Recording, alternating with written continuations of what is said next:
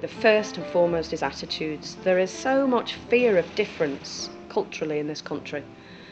Fear of people we other.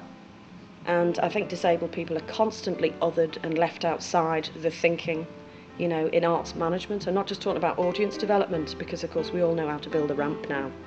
So, you know, you very rarely see disabled people programmed at the core of the arts development of any venue.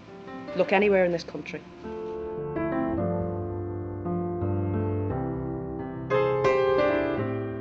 Just have a welcoming attitude. If you're not sure what you're doing, ask. You know, and particularly if you're trying to get access issues right, ask the people you want to bring in. You know, I mean, we've had huge audiences here, all sorts of odds and sods, motley crew of people with all manner of abilities and disability, you know.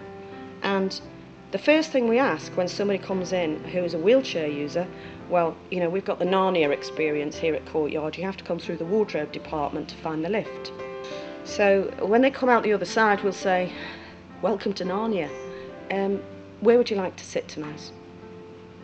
Because I think often wheelchair users in particular just get dumped on the front row and lumped together as if they belong. They mightn't even like each other. We've got a brilliant sign language interpreter for deaf and those people who use sign language. We've also got a loop system here with 2 mics for people who use the T section on their hearing aid.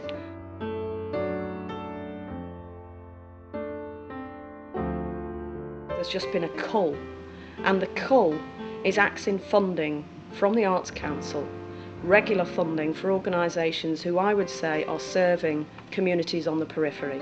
So a lot of the queer arts have been cut, a lot of disability arts have been cut, so I'm not sure if that's an improvement at all.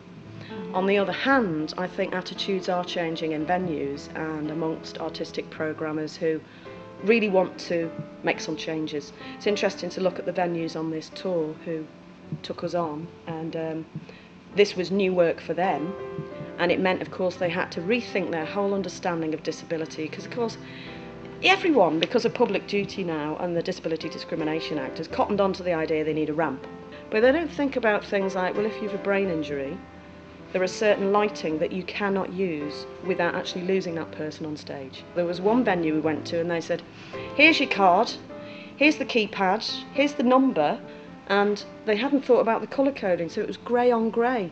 I kept trying to press the fire alarm to get in, you know, and it's just a simple thing about colour. Just looked the same shape and everything.